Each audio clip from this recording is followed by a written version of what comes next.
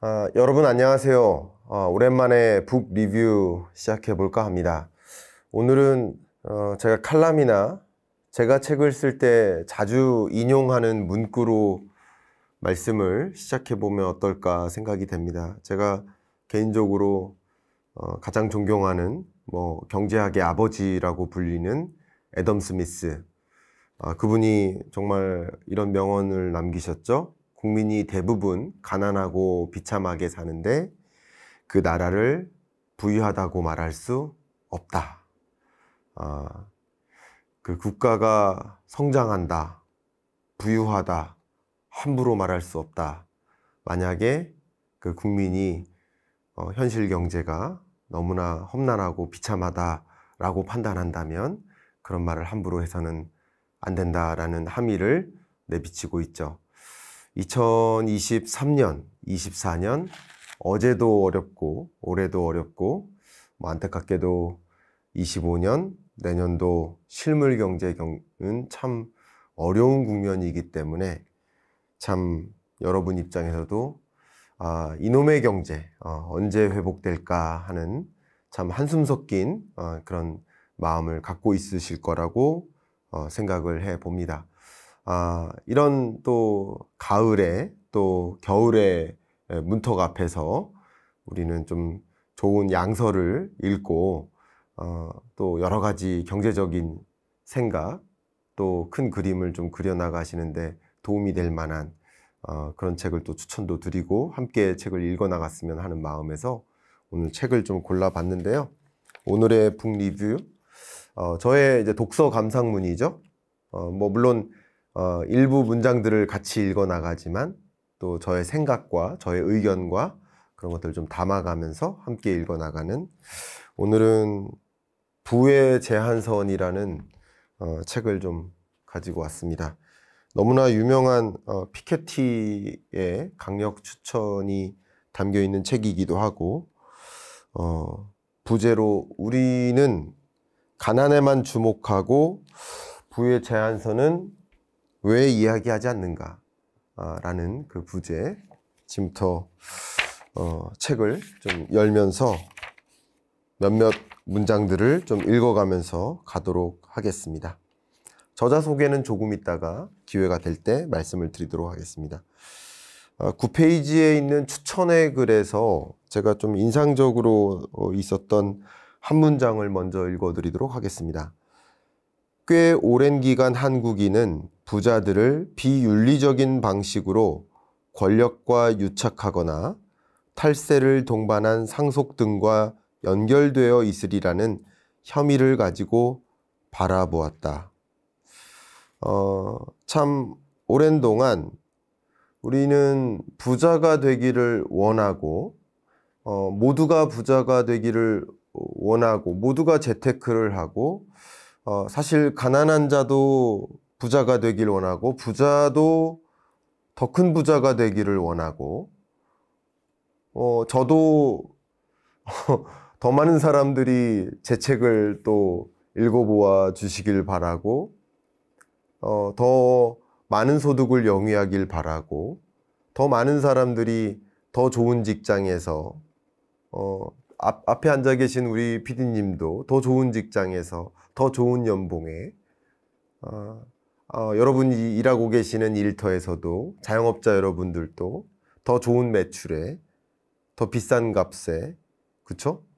모두가 자기의 영리를 극대화하기 위한, 이윤을 극대화하기 위한 소위 프로핏 맥시마이즈라는 그런 목적을 영위하기 위해 살아가고 있는데, 근데 또 재밌게도 그 부자에 대해서는 딜레마가 생기죠. 그 부자를 비윤리적으로 판단하고 있단 말이에요. 그 이유는 또 무엇일까? 그냥 단순히 그 부자는 뭔가 권력과 유착되어 있다. 뭔가 탈세를 하고 있을 거야. 뭔가 상속이라는 부문에 있어서 문제가 있을 거야. 어떤 혐의가 있을 거야. 라고 단정짓고 있는 것도 있다. 그런 또 문제점도 있어 보입니다. 만약에 모두가 부자가 되기를 원하는데, 그리고 그 방법에 있어서 이 자본주의 사회에서 모두가 부자가 되기를 원하는데 그 부자가 되는 과정 자체가 합법적이고 윤리적이었다면, 그러면 그 부자에 대한 정의나 부자에 대한 우리의 개념, 상상이 그렇게 부정적이지 않을 텐데. 그렇죠?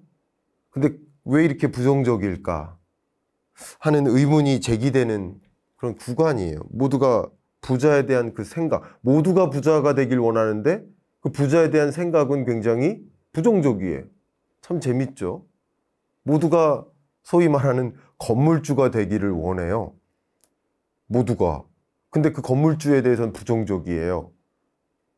모두가 내 집을 갖고 싶어요. 근데 이제 부동산과 관련된 전망, 이런 영상이 올라가 보면 내 집이 있어 보이는 분의 댓글과 내 집이 없어 보이시는 분의 댓글이 첨예하게 갈려요. 무조건 집값이 떨어져야 된다라고 보시는 분들도 계시고, 이런 현상은 왜 일어나는 것일까에 대한 고찰부터 좀 생각을 해봐야 될 것 같습니다. 참 문제 제기부터 하는 겁니다. 그래서 이야기를 이제 시작을 해 보려고 하는데 12페이지로 가보겠습니다. 서문입니다. 왜 부의 집중도 없애야 하는지에 대한 책이다. 이 책은 뭐다? 부의 집중이 있어서는 안 된다라는 책입니다. 그러니까 결국은 양극화가 있어서는 안 된다. 이 부분에 대한 고민은 굉장히 많이 됐어요. 양극화가 왜 없어야 되느냐? 양극화는 있을 수밖에 없는 거 아니냐? 그 부분을 건드려서는 안 된다라는 정말 많은 이코노미스트나 정말 많은 뭐 정치인이나 이들도 그거는 건드릴 수가 없는 부분이다라고 조심스러워했던 영역이에요. 역사적으로도. 그 부분도 이따가 다뤄드리겠습니다만, 근데 이 저자는 그 부분을 소위 말해서 건드렸습니다.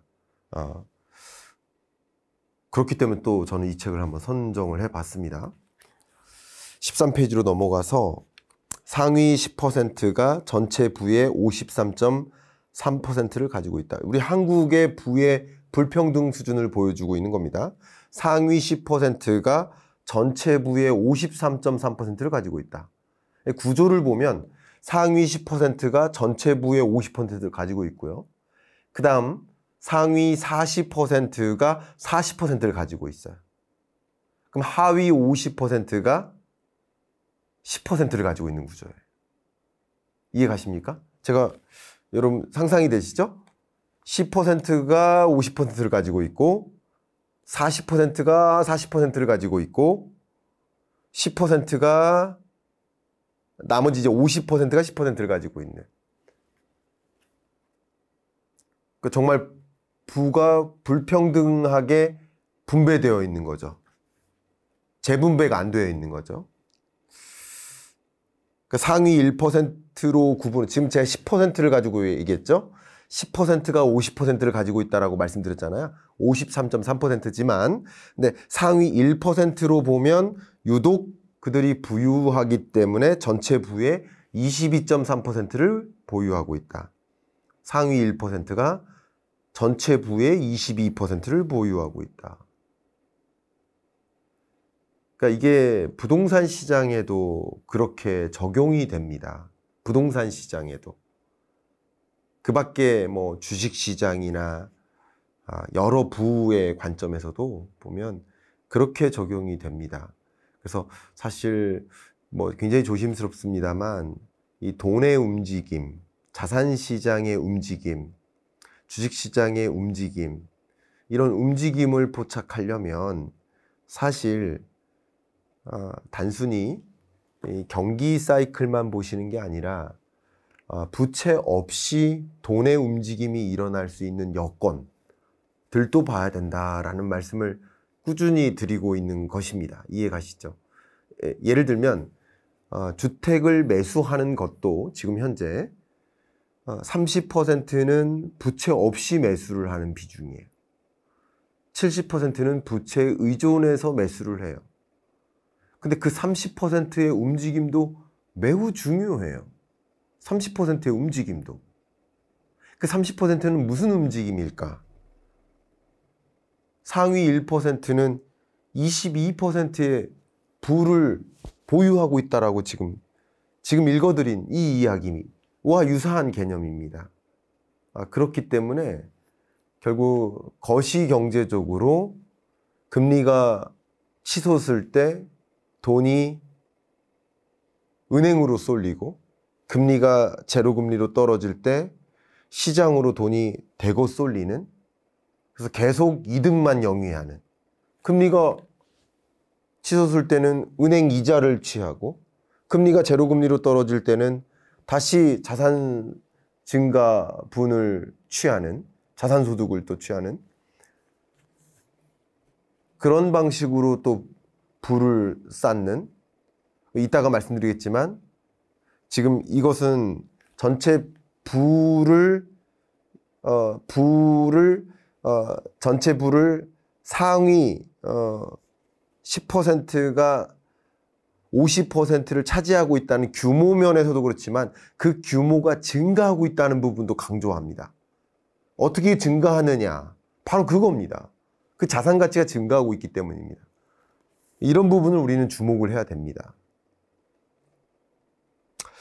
1960년대부터 1990년대까지 한국은 경제적 기적을 이루었다. 한국은 1인당 소득이 인도보다 낮았던 데서 대부분의 유럽 국가와 비등한 수준이 되었다.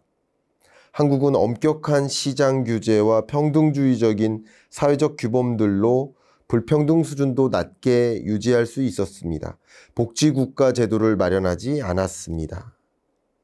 근데 이후에 1990년대 초, 그러니까 1960년대부터 90년대까지는 고도의 성장을 이루면서 이제 극빈곤층을 중산층으로 끌어올리는 데는 성공했다는 거예요. 평가가.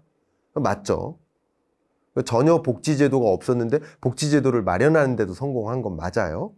근데 이제 1990년대부터는 신자유주의가 출범됐고 그 수많은 정책들이 도입이 됐고 이때부터는 다시 불평등이 증가한 거예요. 극빈층은 사라졌을지 모르지만 이때부터는 또 소득의 불평등이 또 양극화가 시작됐다는 거예요. 중요한 것은 이 불평등이 뭐가 문제냐라고 말씀하시는 분들이 계실 수 있어요. 근데 한국의 젊은 층 70% 이상이 이민을 원하고 있다. 각자 도생을 원하고 있다. 한국은 거주할 만한 나라가 아니다. 한국을 떠나자. 이게 우리가 원하는 그런 나라의 모습인가?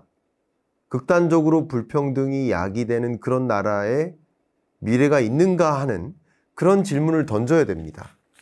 그런 관점에서 이 불평등의 문제를 제기하고 그 문제가 어떤 수준의 문제인가를 한번 생각해보고 고찰해보고 그 문제를 풀 수 있다면 어떻게 해결해야 될지를 좀 생각해보는 책이라고 볼 수 있겠죠.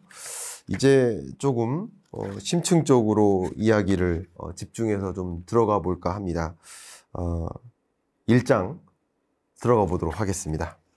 바로 41페이지입니다. 좀 의미심장한 이야기로 들어갑니다. 얼마나 많은 것이 또 너무 많은 것인가? 얼마나 많은 것이 또 너무 많은 것인가? 하는 또 의미심장한 질문이 등장합니다. 여기 이 저자가 네덜란드 경제학자죠. 예, 철학자이자 경제학자예요. 그러니까 사실 철학자이자 경제학자이시니까 이런 불평등에 대한 질문을 던지고 또 어쩌면 이상적인, 형이상학적인 물론 경제학의 범주가 넓지만 그런 어떤 질문을 던지고 그 질문에 대해서 답을 찾아 나가는 그런 고민을 하시지 않았을까 하는 생각도 저는 개인적으로 해봅니다만, 그 네덜란드 혹시 다녀와 보신 분들 있으실지 모르지만 네덜란드 한번 다녀오신 분들은 상상을 해보세요. 네덜란드의 한 마을입니다. 되게 풍요로운 이제 풍차가 있고 풍요로운 마을에 자전거가 굉장히 많아요. 자전거를 타고 이렇게 다닙니다. 자전거 인프라가 아주 잘 되어 있습니다. 풍차가 이렇게 뱅글뱅글 돌고. 그래서 이 저자도 역시 아들하고 같이 자전거를 타고 이렇게 화창한 날씨에 이야기를 나누면서 이렇게 거리를 이렇게 가고 있는 모습을 이 책에서 묘사를 하고 있습니다. 그러다가 외곽 즈음에서 어떤 남자가 한 벤치에 누워서 잠자고 있는 모습을 봅니다. 41페이지에 있는 내용이에요. 이때 벤치 위에서 42페이지에 벤치 위에서 바닥에 상자를 깔고 잠을 자는 노숙인의 모습은 더하고 덜한 차이는 있겠으나 도처에서 볼 수 있다. 극도의 빈곤은 대체로 모든 이에게 가시적으로 드러난다. 이게 중요한 표현입니다. 그러니까 극도의 빈곤은 어떻다? 가시적으로 드러난다 라는 표현입니다. 그러니까 빈곤은 드러난다는 거예요. 근데 이따가 말씀드리겠지만 부유함, 극도의 부는 상대적으로 드러나지 않는다라는 것이 차이입니다. 이따가 또 말씀드리겠습니다. 그러니까 노숙인의, 더 읽어드리겠습니다. 일단 노숙인의 형태든 늘 같은 옷을 입고 학교에 오고 학교에서 무상으로 주는 급식에 의존해야 하는 아이의 형태든 또 그 밖에 어떤 물질적 결핍의 형태든 말이다. 하지만 극도의 부는 종종 비가시적이다. 그러니까 제가 뭐 영어식으로 표현을 뭐 하는 게 의미는 있는지 모르겠지만 이 poverty, 이 빈곤은 visible, 눈에 보이지만 이런 부, wealth, 부는 invisible, 상대적으로 눈에 보이지 않는 경향이 있다. 왜 그렇게 표현하냐면 여러분들도 생각해 보세요. 우리나라의 부자 동네, 뭐 예를 들어서 뭐 이렇게 제가 그런 것을 이제 비하하는 것은 아니지만 뭐 평창동 아니면 뭐 강남 서초동 이 주택단지 이렇게 생각해 보면 담이 어때요? 굉장히 높아요. CCTV 있어요. 방범 순찰대가 이렇게 다녀요. 근처 이렇게 유동인구가 또 많지도 않아요. 노숙자들은 인근에 돌아다니기가 또 어렵기도 할 것 같습니다. 자, 그런 모습을 보면 소위 말하는 소위 그런 극도의 부유층들을 자주 목격하기는 또 쉽지 않아요. 차에서 잠깐 오르고 내리는 모습만 볼 수 있지 않나, 뭐 그런 생각도 지금 한번 해봅니다. 의견을 좀 드려봅니다. 제가 어떤 특정 계층을 비하하거나 하는 목적은 전혀 아닙니다. 그러니까 이 책에서도 표현했듯이 소위 슈퍼부자라고 불리는 그런 계층들은 상대적으로 드러나지 않는다, 보여지지 않는다. 그러면 이 불평등은 극단적인 부의 모습으로 보여지기보다는 빈곤의 모습으로 스스로 드러나는 것이다 라고 표현을 하고 있습니다.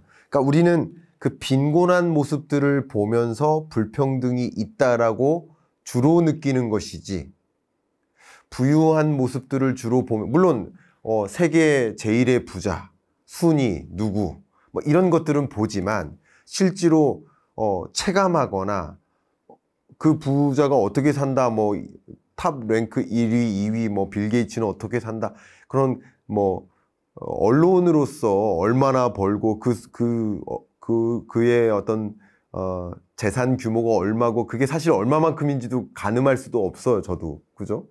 실질적으로 그 부가 얼마만큼인지 계산해낼 수도 없고 정말 그 물질적으로 그 가치가 얼마인지도 모를 만큼이에요. 그러니까 그게 정말 비저블한 게 아니라는 거죠. 그리고 언론으로 접하는 것과 우리가 지나가다가 그 극도의 빈곤층을 눈으로 목격하는 것은 또 다르다는 거죠. 그러니까 그런 관점에서 불평등이라는 것을 체감할 때 통상 이 극도의 부를 통해서 불평등을 체감하기보다는 극도의 빈곤층을 보면서 더 체감하는 경향이 강하다라고 이 저자는 좀 서술을 합니다. 어쨌든 이 학자의 주장이고 저는 그런 부분에 있어서 뭐 충분히 공감할 수 있겠다라고 의견을 드려봅니다. 근데 이 대목에서 좀 중요한 메시지가 여기 담깁니다. 제가 얼마 전에 이것도 역시 드리기가 어쨌든 우리 약 30만이 아직은 안 되지만 30만에 가까운 우리 구독자분들이 애청해 주시는 이 채널에서 이런 말씀을 드리기가 굉장히 조심스러운데 이게 사회적인 논의가 될 만한 주제일 것 같아서 지금 이런 양극화, 불평등 이런 관점에서 논의되어야 될 주제임에는 틀림이 없다라고 생각이 돼서 저도 좀 조심스럽게 한번 안건을 드려보고 싶어요. 제가 누군가와 이야기를 나눌 때 이렇게 얘기했어요. 오늘 그런 얘기가 살짝 나와서요. 사실 이 노숙인들이 벤치를 많이 이용해요. 근데 그 벤치의 불편함을 아는 사람이 누굴까요? 노숙자예요.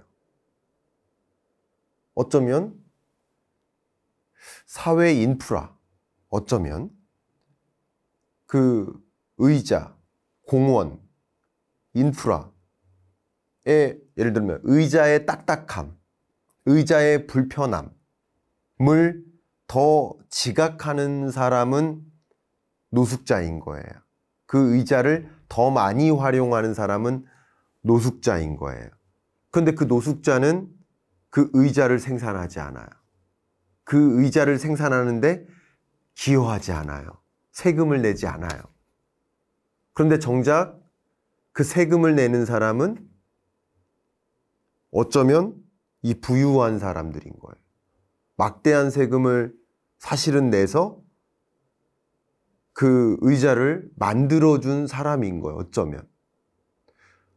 이런 부분에 대한 사회적인 참 갈등, 고민도 사실은 있는 것이다. 그러니까 사실은 이 의자에 대해서 불만을 갖고 의자 왜 이렇게 딱딱해라고 이야기하는 사람들은 사실은 시간이 많아서 의자를 이용하는 사람들인데 의자를 이용하는 사람들은 정작 그 의자를 그런 공공재라고 할 수 있겠죠? 이 공공재를 생산해내는데 상대적으로 기여를 덜 하고 있는 계층들일 수 있고 상대적으로 그 공공재를 생산해내는데 많은 기여를 하고 있는 소위 자산가나 상대적인 고소득층은 그 공공재를 이용할 상대적인 시간이 드물다. 너무 바빠서 예를 들면 반드시 이 이야기가 모든 부분에 적용되진 않습니다. 어쩌면 그 자본가들은 더 많은 도로를 사용할 수도 있는 거예요. 더 많은 이 물류 시스템을 국가 시스템을 법적 시스템을 사용하기도 합니다. 그죠? 사업과 이 자본주의 시스템을 사용하고 있는 거기도 합니다. 그죠? 비단 그 나무로 만들어진 공원에 있는 의자에만 가지고 국한시켜서 적용시켜서 사례를 들어서 설명하니까 이렇게 되겠죠. 근데 그렇게 주장하시는 한 어떤 전문가의 논의가 있었어요. 그래서 여러분들은 이런 부분에 대해서 어떻게 생각하시는지 뭐가 정답인지는 정말 모르겠습니다. 근데 참 이런 부분에 대해서 벌써부터 이런 부분이 부의 양극화, 불평등이 심화되면 심화될수록 이런 부분에 대한 논의가 커질 수 있다. 벌써부터 양극화, 갈등이 심화될 수 있다. 이제 저는 이 국가가 운영되는 원리, 시스템을 작은 범주에서 생각해 보면 동호회라고 저는 생각을 해요. 동호회가 운영될 때 회비를 내잖아요. 근데 저도 이제 운동을 아주 좋아하니까 운동 동호회가 있어요. 근데 운동 동호회에 예를 들어서 20-30명이 있단 말이에요. 그러면 그 동호회가 운영되기 위해서는 공동의 회비를 냅니다.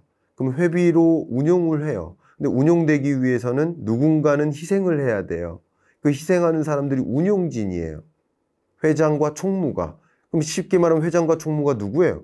공무원들이에요. 공무원들은 사적 이익을 추구하면 안 돼요. 그 기간만큼은 봉사하고 희생해야 하는 거예요. 이해가시죠? 그럴 사람들이 잠깐 희생하고 하는 거예요. 정치인들과 공무원들은 적어도 희생하겠다라는 의지를 가지고 그 일을 해야 됩니다. 저도 지금 현재 업스트림이라는 테니스 회에서 총무를 맡고 있고 정말 이 기간만큼은 희생하겠다. 이 기간이 끝나면 나는 마음껏 누리겠다 하는 마음으로 하는 겁니다. 그죠? 정치인분들도 정치인으로서 살아가는 기간만큼은 사회에 봉사하겠다는 마음으로 하셔야 된다. 그런데 나머지 이 전체 회원들은 공동의 세금을 내는 거예요. 회비를 내는 거예요. 다만 가진 자들은 조금 더 예를 들어서 뭐 이렇게 더 낼 수도 있는 거예요. 근데 어떤 분들은 덜 낼 수도 있는 거예요. 근데 더 냈다고 해서 더 많은 것을 요구한다든가 덜 냈다고 해서 더 많은 것을 요구하지 못한다든가 이렇게 되면 이제 불평등이 심화되고 갈등이 조장되는, 그러니까 이런 것들이 결과적으로 이 소득의 불평등이 갈등을 야기할 수 있게 되는, 어쩌면 그 동호회의 균열을 만들 수 있는 그런 소지가 있을 수 있다라는 것을 이 동호회가 작은 사회이기 때문에 그런 걸 느낄 수 있거든요. 국가가 운영되는 것도 마찬가지라고 생각합니다. 그런 관점에서 이런 불평등 자체가, 소득의 양극화 자체가 정말 더 구체적으로 말씀 나누겠지만 사회에 큰 문제를 초래할 수 있고, 극단적으로는 앞서 말씀드린 것처럼 청년들이 이 나라를 결국 떠나게, 그렇지 않아도 인구 감소와 저출산과 고령화라는 거대한 숙제를 맞이하고 있는 우리 한국 사회가 그마저도 청년들이 떠나고자 하고, 청년들이 국민연금을 반대하는, 국민연금 차라리 이럴 거면 폐지하자. 청년 입장에서는 또 그럴 수도 있다고 생각해. 청년 입장에서는 더 내야 될 거면 폐지하자 이거죠. 청년 입장에서는. 그죠? 더 내고 덜 받는 구조라면 청년 입장에선 그 국민연금 제도가 무슨 소용이겠습니까? 그죠? 그러니까 참 어려운 국가적 난관에 놓여 있는 상황이다. 불평등을 해소하고 어쩌면 사회적인 안전망 차원에서 마련한 게 국민연금 제도인데, 그거에 불만을 갖고 있는 청년들이 그러면 또 예를 들어서 한국으로부터 불만을 갖고 여러 가지 면에서 그럼 나갈래 하게 되면 더 큰 문제를 또 초래하게 되는 게 아닌가 하는 여러 가지 관점. 그러니까 정말 우리 갈등을 해소하는 움직임을 가져가야 된다는 관점에서 그 갈등의 어떤 근원지, 이것은 어쩌면 소득의 양극화, 불평등이지 않을까라는 관점에서 이런 이야기가 더 심층적으로 논의되어야 되겠다라는 의견을 다시 한번 강조해 보겠습니다. 이제 43페이지로 좀 넘어가 보도록 하겠습니다. 세계 경제적으로 중요한 역사가 있었죠. 경제사에 2008년 글로벌 금융위기. 2008년 글로벌 금융위기는 빈곤으로 떨어진 사람들의 수를 가시적으로 크게 늘렸지만 위기라는 말은 대중을 오도했다. 원래는 평등한 토대에서 모두가 더 높은 후생을 누리게 해주는 시스템인데 어쩌다 일시적으로 작은 문제가 발생했다고 여기게 만든 것이다. 이 문장이요, 굉장히 어려운 문장입니다. 사실은 굉장히 어려운 문장이고, 저도 이 문장에 대해서 굉장히 오랫동안 생각을 했습니다. 이게 무슨 말이냐, 2008년 글로벌 금융위기가 왔어요. 그러니까 세계 경제가 역성장했죠. 그러니까 근래 들어 2000년대 들어 처음으로 역성장했던, 세계 경제가 역성장했던 첫 번째 경제 위기였고, 그리고 2020년 들어 또 두 번째 역성장을 맞이합니다. 그러니까 경제 위기 2000년대 들어 두 번의 경제 위기가 있었죠. 근데 2008년 글로벌 금융위기 당시 그런 역성장을 맞이하면서 정말 가시적으로 어마어마하게 많은 실업자가 발생했겠죠. 실업자가 발생했다는 얘기는 소득이 0이 됐다는 얘기예요. 그죠? 소득이 0이 됐다. 일시적으로 0이 됐다. 그 얘기는 빈곤한 사람이 많아졌다라는 뜻이에요. 그러면 이 얘기는 기본적으로 금융위기가 아니었다면 빈곤한 자를, 이게 무슨 얘기냐? 금융위기 상황이라고 한다면 전반적으로 금융위기 상황에서 경제를 회복시키는 노력을 통해서 전반적으로 경기를 부양시키는 노력을 통해서 어떻게 했습니까? 금리를 대대적으로 인하하고 유동성을 공급하고 그렇게 해서 경기를 부양시키기 위한 노력을 했단 말이에요. 그렇죠? 그래서 2008년 글로벌 금융위기 때, 2020년 팬데믹 위기 때도 마찬가지예요. 같은 관점입니다. 경제 위기가 왔고 경기를 부양시키기 위해서 대대적으로 금리 인하하고 유동성을 공급했어요. 근데 어떤 일이 일어났어요? 경제가 나름 점차 회복되는 선순환 구조로 유도됐고 그랬는데 자산 가격이 폭등하고 주가가 폭등하는 일이 있었죠. 부작용도 있었죠. 그러면 이게 어떤 일로 야기됐느냐? 이때 양극화가 더 심화됐어요. 그러면 이게 무슨 일이느냐? 사실 금융위기로 인해서 또 팬데믹 경제위기로 인해서 모두에게 경제적 충격이 찾아온 게 아니라 일부의 실업자에게 경제적 충격이 온 거예요. 정확히 얘기하면. 자, 정리하겠습니다. 우리나라의 취업자가 2,700만 명이고 그러면 2,700만 명 중에 예를 들어서 실업률이 우리나라 실업률이 지금 약 3%대예요. 근데 실업률이 예를 들어서 10%로 상승한다. 그럼 15%로 상승한다. 라고 생각을 해보면, 그러니까 실업자가 100%로 상승하는 게 아니네요.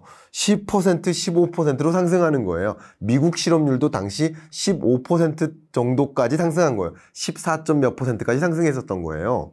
그러니까 미국의 전체 취업자가 실업자로 바뀐 게 아니라 일부가 실업자로 바뀌었기 때문에, 그러니까 취업자 기준으로만 상정할게요. 산업 관점에서도 마찬가지지만 일부가 극단적인 빈곤층으로 전락됐던 거예요.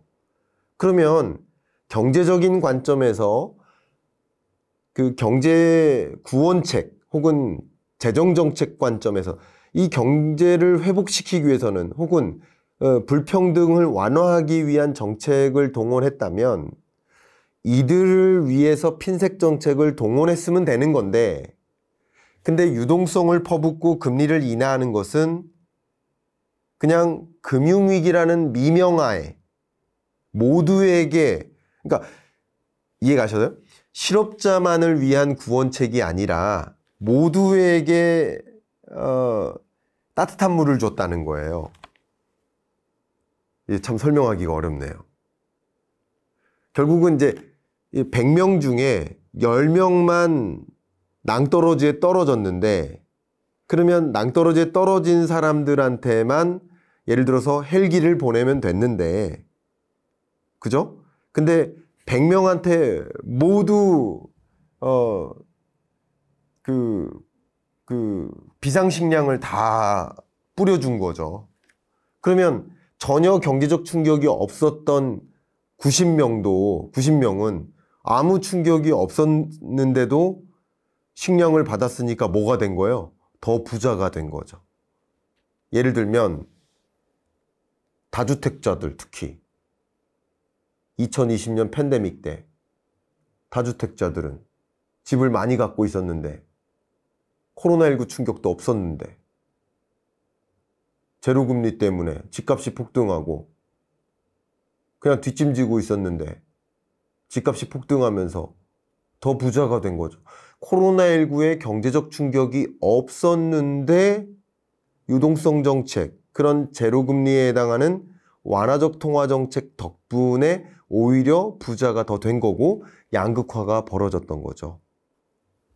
물론 그 통화정책, 완화적 통화정책의 목적은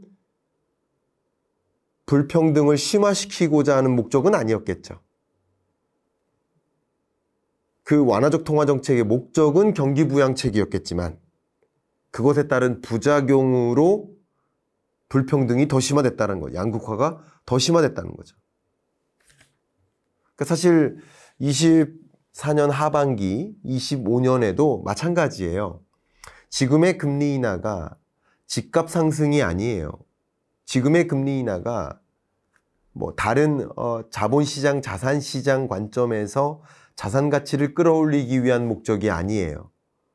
물가 안정 목표를 이루기 위해서 금리 인상을 했다면 물가 안정 목표 이뤘으니까, 그리고 오히려 물가 상승률이 2% 목표 물가를 밑돌기까지 왔으니까 이제 물가 상승률을 2% 수준에 맴돌게 만들기 위해서 금리를 인하해야만 하는, 물가 상승률을 2% 수준에 유지시키기 위한 전략으로서 통화정책을 강구해야만 하는 상황이기 때문에 그렇게 한 거. 제가 어떻게 표현하냐면 버스를 타야 돼요.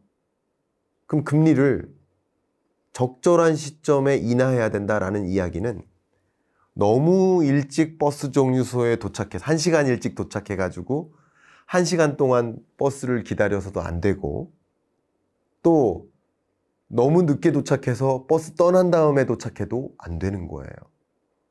버스가 도착할 시점을 적절히 예측해서 한 5분 전에 딱 도착해서 천천히 여유 있게 버스 정류소에 가고 천천히 여유 있게 버스에 타면 최적의 의사결정이 될 수 있겠죠. 그런 통화 정책을 강구해야 돼요.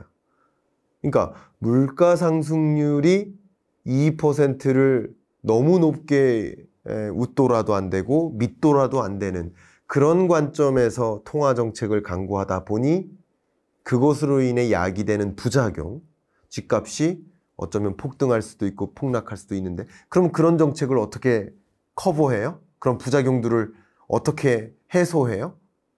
재정정책이 해소해야 돼요. 국토교통부와 금융위원회가 금융정책으로, 국토정책으로, 부동산 정책으로 그런 추가적으로 부작용이 발생하지 않도록 대응을 해야 되는 것이죠. 그런 부분들을 추가적으로 말씀드리고 싶습니다. 그러니까 그 부분들을 강조한 거예요. 원래는 사실은 평등한 토대에서 이 금융위기라는 것에서 사실 빈곤으로 떨어졌었던 그 사람들의 수를 가시적으로 크게 늘렸었지만, 위기라는 그 말 때문에 대중을 오도한 것이다 라는 이 문장의 의미가 그런 것이 아닌가 라고 저는 생각을 하고 있는 겁니다. 굉장히 이 문장은 이 영어식 그 표현을 한국어로 번역하는 과정에서 굉장히 심오한 내용을 담고 있다 보니 제가 제 식으로 여러분께 좀 추가적인 설명을 좀 많이 드렸는데, 저의 해석이니까, 저의 추가적인 설명이니까 오해 없으시길 바라고, 뭐 저의 추가적인 첨언도 많이 드려봅니다. 이제 63페이지로 좀 넘어가 보도록 하겠습니다. 63페이지의 그 2장 제목이 극단적인 부는 불평등을 심화하고 가난한 사람들을 계속 빈곤에 묶어둔다. 사실 이 불평등이 위험한 이유는 극단적인 부가 그 불평등을 더 심화시키고 또 가난한 사람을 더 가난하게 만들기 때문이다. 그러니까 부는 더 부를 유지시키고 가난을 더 가난하게 만들기 때문이다라는 거죠. 그러니까 악순환의 고리를 만든다라는 제목입니다.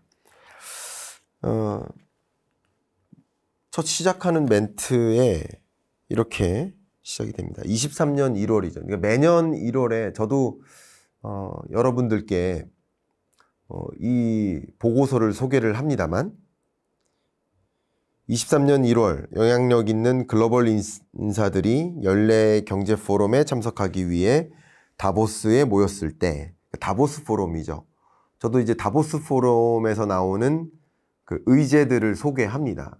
종종 그러면 안 좋은 댓글들을 다시는 분들이 계세요. 왜냐면 이 의미를 알고 하느냐, 알고 하는 거죠. 근데 알고도 우리는 이해해야 된다라는 말씀을 드려요. 왜냐하면 이걸 모르시면 안 된다라는 말씀인 거예요. 모르시면 안 된다. 모르면 계속 당하고 사니까요. 어쨌든 일단 읽어 나가겠습니다. 다보스 포럼이 열렸을 때 옥스팜이라고 있습니다. 옥스팜 저도 좋아하는 기관인데 빈곤과 부에 대한 연례 보고서를 발표했다. 약간 상반되는 기관이라고 볼 수 있겠습니다. 그러니까 옥스팜에서는 어떤 보고서를 냈느냐. 기아, 기본 재화 가격의 급등, 25년 만에 처음으로 세계 빈곤 인구의 증가와 같은 여러 위기가 펼쳐졌지만 세계에서 가장 부유한 사람들의 부는 늘어난 것으로 나타났다.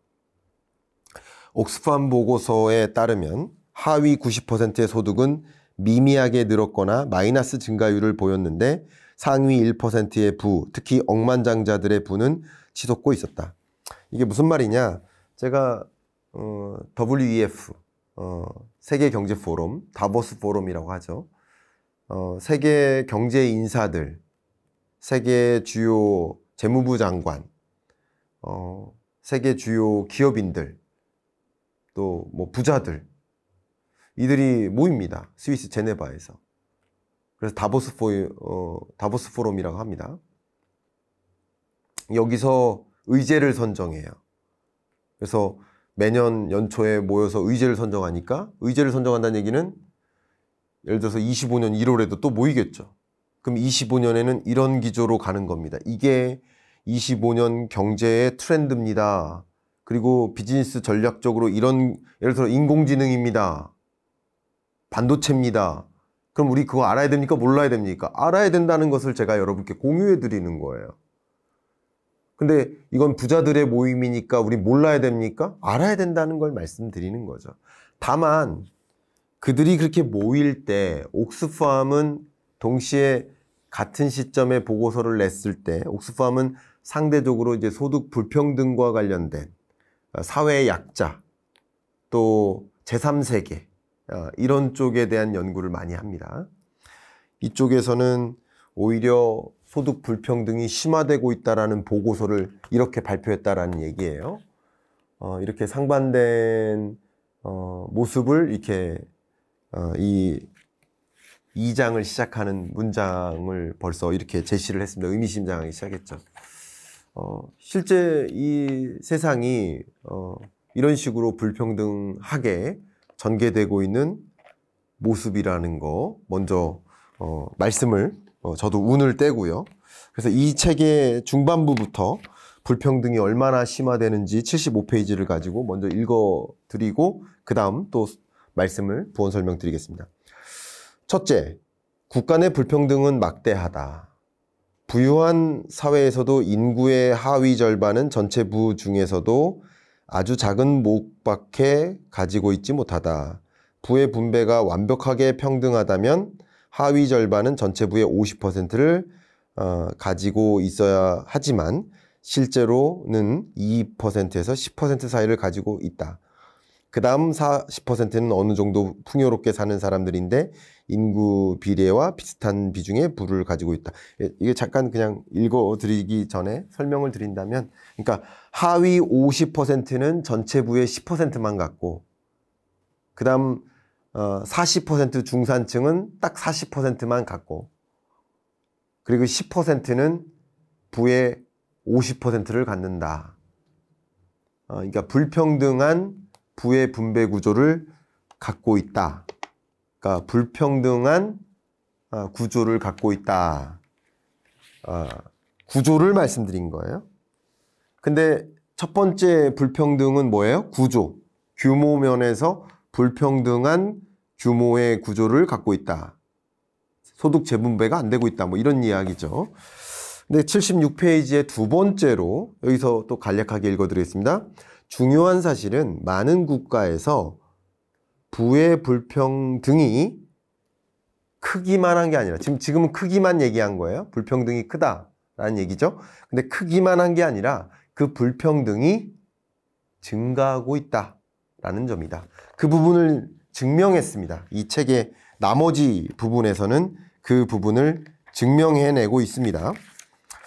근데 이렇게 불평등이 크고 그 불평등이 증가하고 있는 것이 왜 문제냐? 그게 뭐가 문제냐? 그게 문제일 수 있는 이유는 첫 번째로 계급화를 만든다라는 거죠.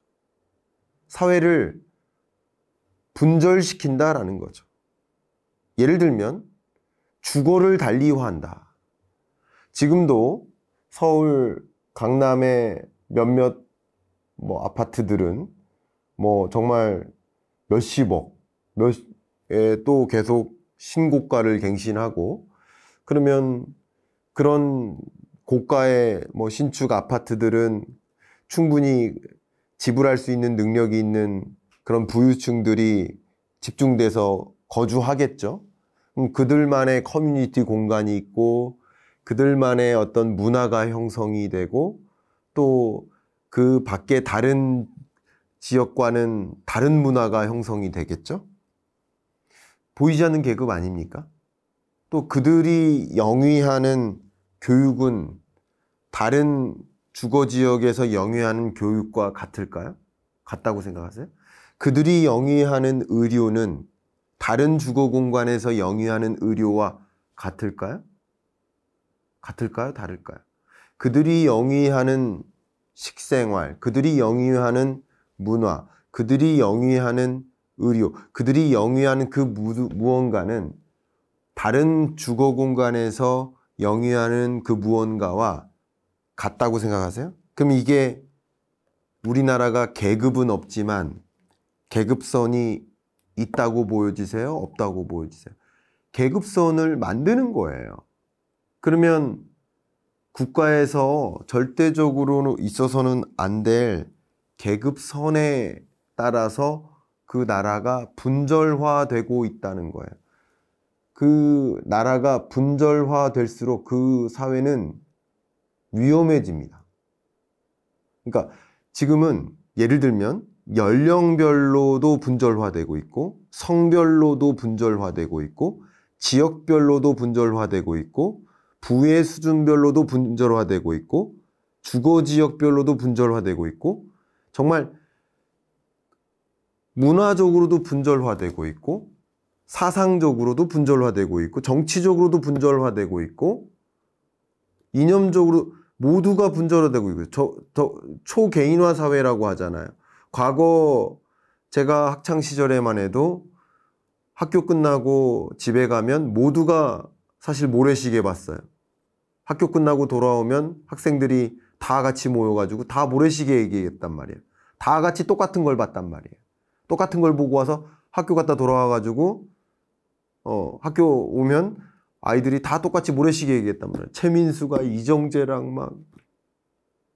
근데 학교 갔다가 집에 가면 다 다른 걸 봐요. 그리고 가족 구성원들끼리도 다 다른 걸 봐요.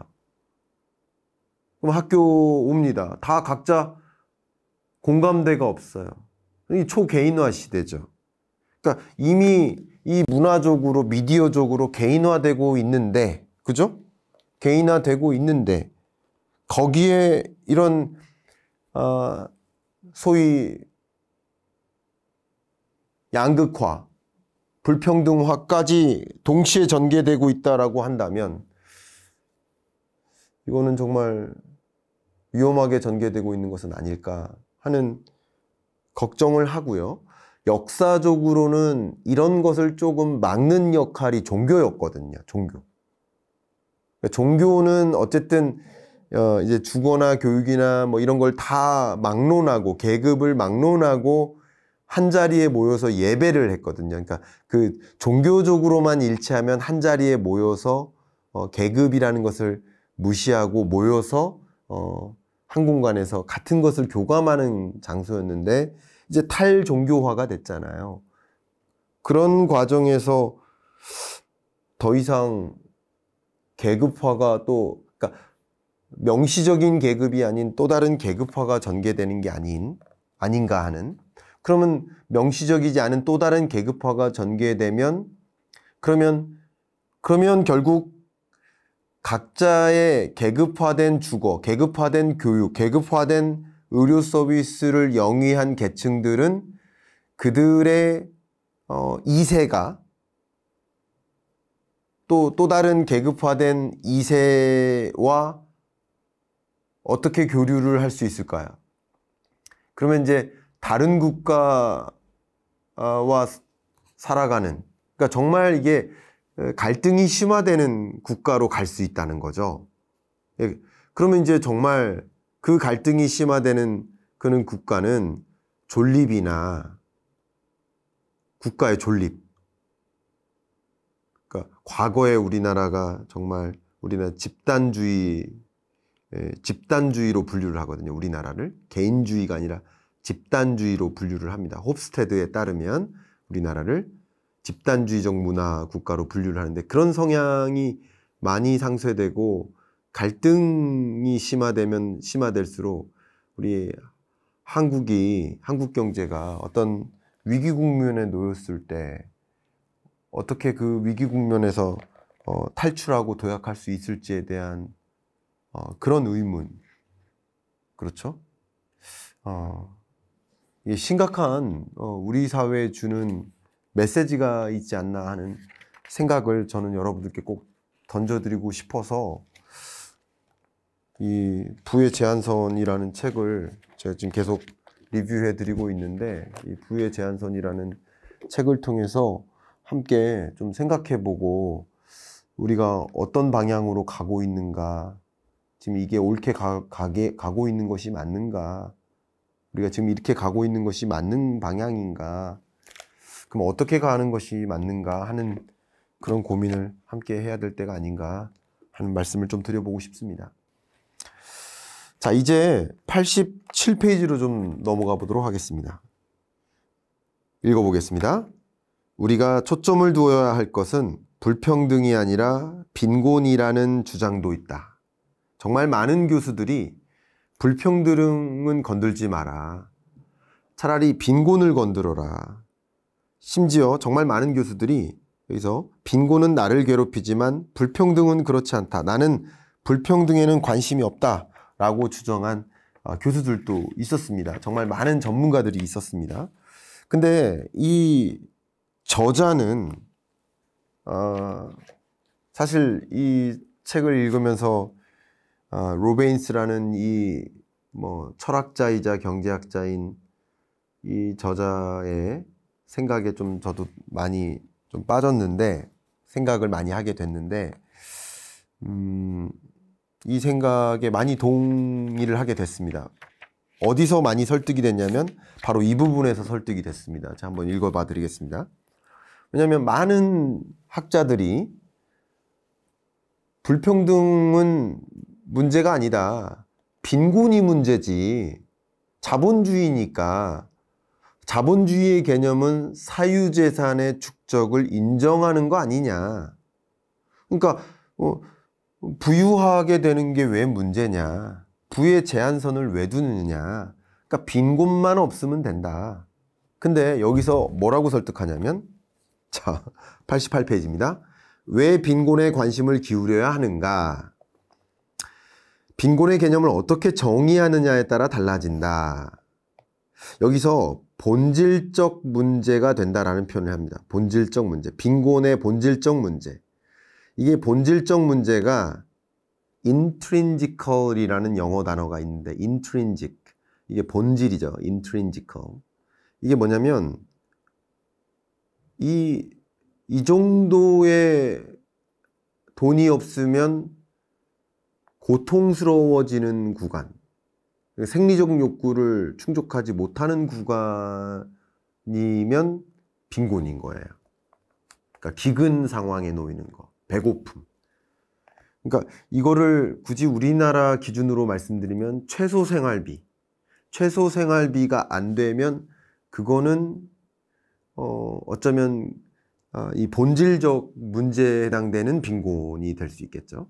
근데 또 다른 개념이 뭐가 있냐면 여기 도구적 문제가 있어요. 인스트루먼털이라는 표현을 쓰죠. 도구적 문제는 뭐냐면 예를 들면 뭐 충분한 돈이 있어야 되지 않느냐. 그러니까 우리가 삶을 영위하는 데 있어서, 그러니까 지금 제가 근대사회에, 현대사회 휴대폰도 이용해야 되고, 그래도 적어도 이 지하철도 타야 되고, 그래도 어느 정도 이렇게 옷도 입어야 되고 하는 그 정도의 삶을 영위하기 위한, 적정한 수준의 삶을 영위하기 위한 그 정도의 소득은 있어야 되지 않느냐, 이런 개념. 이게 도구적 문제입니다. 도구적 문제에 봉착하지 않는 수준의 빈곤, 그 기준도 있어요. 조금 다르죠. 그러니까 우리나라 기준으로 제가 좀 재해석한다면 이건 적정생활비의 개념입니다. 적정생활비. 우리나라에서는 이걸 발표합니다. 적정생활비가 얼마고 최소생활비가 얼마고 이걸 발표합니다. 근데 이런 관점에서의 빈곤 문제를 얘기할 수 있습니다. 그러니까 최소생활비가 얼마고 적정생활비 기준에서의 빈곤을 얘기할 수 있어요. 근데 이런 빈곤이 뭘까요? 여기선 지금 나오진 않았지만 이런 걸 절대적 빈곤이라고 해요. 절대적 빈곤 관점에서 얘기한 거예요. 그러니까 굳이 따지면 절대적 빈곤 관점에서는 본질적 혹은 도구적 문제에 봉착하지 않는 빈곤, 이게 절대적 빈곤이라고 여러분이 개념해 주시면 좋겠고요. 제가 오늘 경제학 수업하는 건 아니지만 절대적 빈곤이 아닌 다른 빈곤이 뭐예요? 그게 상대적 빈곤이에요. 그러니까 이 책에서 다루고자 하는 얘기가 바로 이 얘기입니다. 상대적 빈곤. 자, 88페이지 중하반부 읽어드리겠습니다. 상대적 빈곤 개념으로 정의할 수 있다. 이게 핵심입니다. 여기에서 주어진 사회에서 다른 이름이 가진 부의 정도에 대비해 빈곤이 이야기된다. 부유한 국가들에서 널리 사용되는 빈곤 지표가 이 개념에 기반하고 있다. OECD의 빈곤 지표는 해당 국가 가처분 소득 중앙값의 절반을 빈곤선으로 삼는다. OECD에서도 빈곤 지표가 있고요. 제가 종종 보여드리는 노인 빈곤율이라는 지표 있죠. 그리고 제가 종종 여러분들께 보여드리는 소득 분배 지표. 그래서 저소득층, 그러니까 소득 수준별로 우리나라 2200만 가구가 있는데 소득 수준별로 1분위, 2분위, 3분위, 4분위, 5분위. 그래서 5분위로 구분할 수도 있고 10분위로 구분할 수도 있어요. 1분위가 저소득계층, 5분위로 나눴을 때 5분위가 고소득계층, 10분위로 나눈다면 1분위가 저소득계층, 10분위가 고소득계층, 이렇게 구분할 수 있겠죠. 지금 이제 5분위로 나눈다고만 하겠습니다. 그럼 1분위가 뭐예요? 하위 20%. 5분위가 뭐예요? 상위 20%. 자, 그럼 제가 지금 이렇게 나눴던 통계청의 이 가계동향조사 데이터를 가지고 소득 분위별로 소득 수준을 나눌 때 이 사용한 이 기본적인 개념이 뭡니까? 상대적 빈곤 개념 아닙니까? 상대적으로 하위 20%가 저소득계층이라고 제가 분류한 거 아니겠습니까? 그리고 아까 말씀드렸던 노인 빈곤율의 개념도 상대적 빈곤 개념이에요. 그러니까 지금 사실 여러분들이 내가 좀 가난하다라고 느끼는 거는 절대적으로 가난해서입니까? 내가 지금 물론 절대적으로 배고픔을 느끼시는 분들도 분명히 계실 수 있습니다. 그런 분들께는 혹여나 양해가 되지 않을까 죄송한 말씀이지만 대부분의 경우에는, 이 영상을 시청하시는 대부분의 경우에는 혹시 내가 가난하다고 느끼신다면, 주변에 가난하다라고 느끼시는 분이 계시다면 그런 분들은 상대적 빈곤에 해당된다라고 볼 수 있고, 하위 20%에 해당될 때 가난하다라고 느끼는 거예요. 소득 분위별로 계산했을 때. 그러니까 결국 우리가 관심을 가져야 될 것은 그 빈곤의 개념은 상대적 빈곤이다. 그러면 이게 논리적인 거예요. 그럼 여기서부터 이제 납득이 됩니다. 불평등은 사회적 지위의 차이를 가져온다. 그러니까 상대적 빈곤을 논하기 때문에 불평등이 논의돼야 된다는 것이죠. 절대적 빈곤을 논한다면 불평등을 논할 필요가 없겠지만 상대적 빈곤을 논하는 것이기 때문에 상대적 빈곤이 중요한 개념이기 때문에 불평등을 해결해야 된다는 것이죠. 답변이 어느 정도 됐습니까? 마무리로 이 문장을 읽어드리고 저의 총평 드리면서 끝내도록 하겠습니다. 불평등은 89페이지입니다. 불평등은 사회적 지위의 차이를 가져오고 그럼으로써 낙인을 일으키며 사회적 응집을 저해한다. 불평등은 권력의 남용을 가져오고 지배층이 정치적 과정을 장악하게 하며 이는 가난한 사람보다 부자에게 득이 되는 불공정한 정책으로 이어진다. 불평등은 기회의 평등을 저해한다. 불평등은 스트레스를 일으키고 정신건강에 해를 끼친다. 불평등이 문제가 아니라고 말하는 사람은 크게 잘못 생각하는 것이다. 앞서 제가 오늘 때 드렸던 것처럼 세계경제포럼에서 다보스 포럼에서 소위 말하는 그 세계 부자들이 모이는 세계 기업인들이 모이는 그런 자리에서 의제를 선정한다. 25년 방향은 이렇습니다. 신산업은 이렇습니다.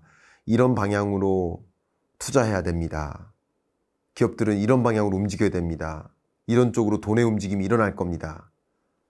하는 방향을 제시하는 것은 어쩌면 역시 그들이 유리한 방향으로 미래를 설계하는 것이라고 볼 수 있고 역시 그것은 불평등을 추가적으로 야기하는 모습이라고 볼 수 있겠죠. 인정합니다. 다만 저의 의견은 그런 행보를 모르면 나는 그 불평등에서 아래로 가는 불평등을 선택하는 행위가 되지 않을까.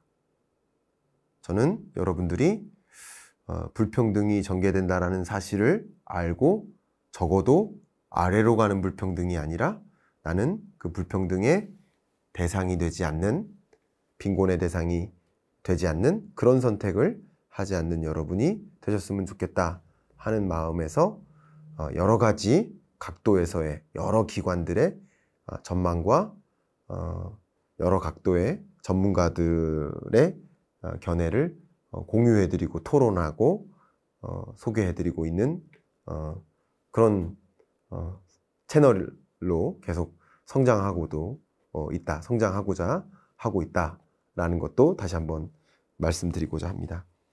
제가 100마디 어떤 설명이 필요하겠습니까? 이 마지막 말에서처럼 그 불평등은 또 다른 불평등을 야기한다. 그리고 그 불평등은 또 다른 불평등을 만든다. 가난한 자를 더 가난하게 만든다. 이렇게 설명할 수 있을 것 같고, 제가 가장 좋아하는, 가장 존경하는 경제학의 아버지 애덤 스미스가 국부론에서 남겼던 말씀, 오늘 이 부의 제한선이라는 이 책 도서 리뷰 시작함과 동시에 여러분께 소개해드렸던 그 문장으로 오늘 독서 감상문의 끝으로 마무리할까 합니다.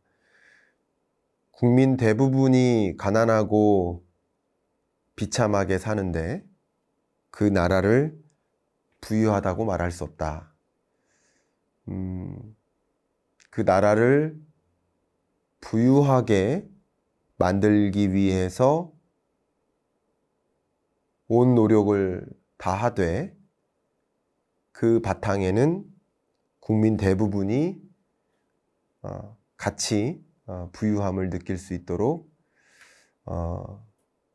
정책이 또 가계가 또 기업이 함께 해주시기를 좀 바라는 마음이고, 또 성장도 성장이지만 분배도 함께 불평등을 또 해소하는 부분에도 같이 좀 생각을 기울여 가면서 경제정책을 함께 고민해 보시면 어떨까 하는 말씀을 좀 드리면서, 부의 제한선이라는 울림 있는 책을 함께 같이 끝까지 읽어주셔서 감사하다는 말씀 드리면서 마무리할까 합니다. 감사합니다.